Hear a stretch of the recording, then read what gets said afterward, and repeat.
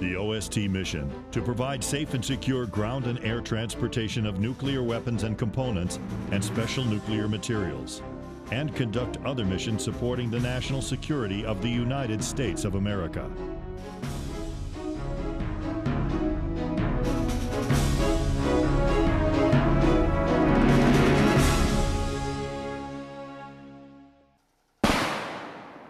TCC, we are requesting law enforcement and fire department assistance at this location.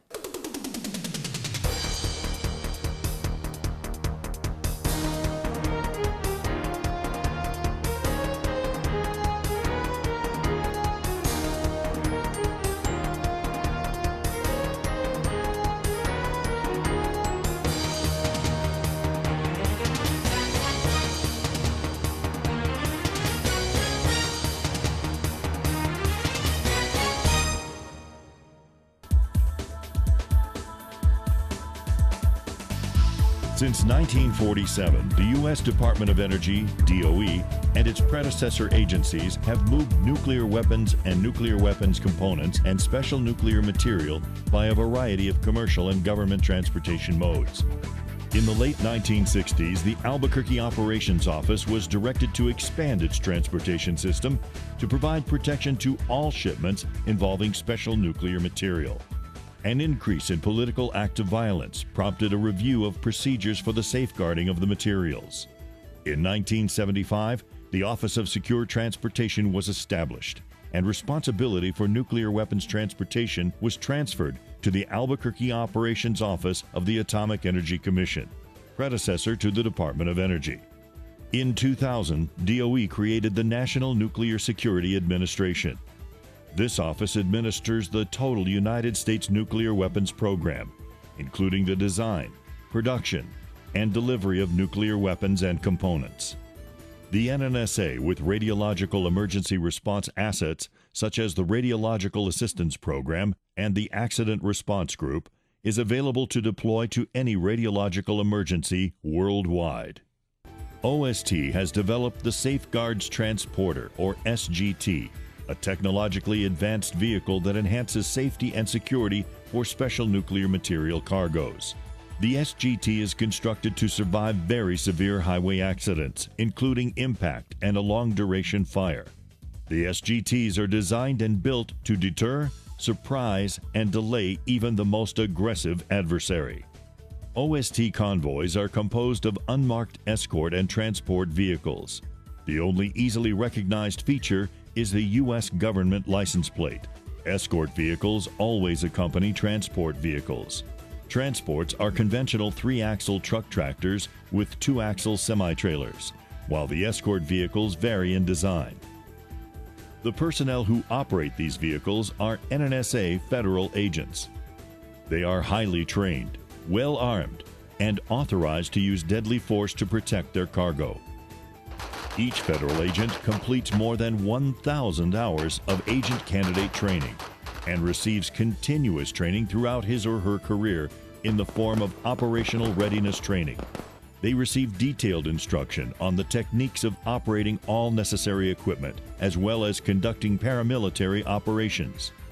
They also receive expert instruction in tactics, including the use of a variety of firearms. Instruction on the complex operating procedures and safe handling of the tractor trailers are given enormous emphasis because the Office of Secure Transportation logs over 4.5 million miles each year. Federal agents are required to observe all traffic-related laws. If a transport vehicle in a convoy is pulled over by law enforcement in a traffic stop, an escort vehicle, usually the convoy commander vehicle, will pull ahead of the transport and law enforcement vehicle to interface with the officer. Federal agents are required to stay in the transport vehicle. Federal agents do not wear uniforms, but do carry federal agents' credentials. The agent or convoy commander from the escort vehicle will display his badge as he approaches the LEA vehicle. Federal agents are instructed to identify themselves and cooperate fully with law enforcement agencies. The agent from the escort vehicle will try to resolve the situation with the law enforcement officer. If the officer still insists on speaking with the driver, the convoy commander will escort the officer to the transport vehicle. Access to the cargo is not possible because the trailer doors can only be opened in an approved security area. The trip-related paperwork is classified due to the sensitive nature of the cargo. Convoy vehicles are equipped with a sophisticated communication system that allows for inter-convoy communication and direct contact with the Transportation and Emergency Control Center, or the TEC, of OST. Located in Albuquerque, New Mexico, the TEC is the first line in the support of convoys. If the security of a convoy is threatened in any way, such as an accident, or it is prevented from moving by a group of protesters, or is attacked, the situation is assessed and the TEC is notified and provided details. At this time, the TEC requests law enforcement assistance through an active liaison program. The OST TEC maintains a 24-hour emergency contact number provided by the governor's offices in each state where OST travels. During a convoy emergency, an open communications line is established and maintained between TEC and the designated state agency. This way, a continuous update of information from the scene can be relayed to the responding units. The NNSA may need your assistance in a variety of situations. Law enforcement officers arriving at the scene could be asked to link up with the federal agent in charge or his representative to organize a unified command post, establish roadblocks, and provide agents with information about the area you are more familiar with. Direct deployment and activities of other responding law enforcement or emergency response personnel upon arrival. Contact local emergency medical or fire assistance as well as any state emergency assets like hazmat, radiological control, and ordnance disposal units. Provide temporary detention or transportation of federal prisoners until the FBI, U.S. Marshal's Office, or a replacement federal agent can accept custody. Provide coordinated armed support for the pursuit and recovery of stolen cargo. Specially trained state forces such as SWAT may also be deployed. Finally, if your organization is aware of threat information relative to transportation in your area, that information may be of interest to OST. For example, known threats against the interstate highway infrastructure, bridges, or overpasses. The most common situations involving law enforcement officers besides a traffic stop would be a vehicle involved in an accident, a law enforcement roadblock, or a protest or demonstration on the convoy. The responding officers, after the initial interface with the federal agents, will be asked to meet with the convoy commander to discuss the situation and the best way to resolve it. If there is an attack on a convoy, a request will be made to the TEC for LEA assistance. The TEC has a detailed mapping and tracking system of OST convoys. The TEC, coordinating through your dispatcher, will request that you establish roadblocks at given locations. This is to keep the public out of the area. When the opportunity allows, the TEC will request through your dispatcher that you link up with the federal agent.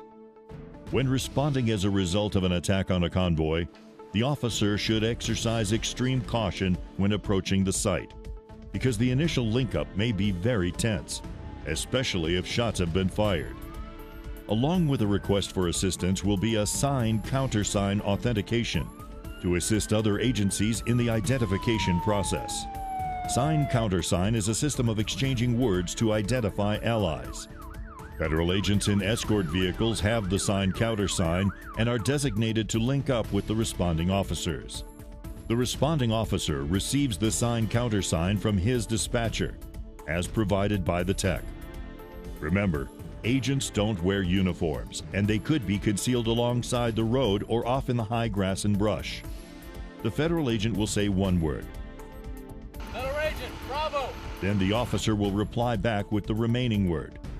Team on! As long as the two words are the same as the ones given, both agencies can be assured of proper identification. In the event a wrong sign-countersign is passed, both parties should obtain cover and attempt to exchange additional identification. This can be accomplished through the TEC and the responding officer's dispatcher, or by both parties exchanging identifications. The agent and the officer will discuss the situation, establish a unified command post, and develop a coordinated response. If the federal agent is not able to stay on the scene with the officer, he will give a handheld radio to the responding officers. This will complete a communications loop between the agencies and establish a unified approach to the emergency. The exchange is an important aspect of OST's procedure.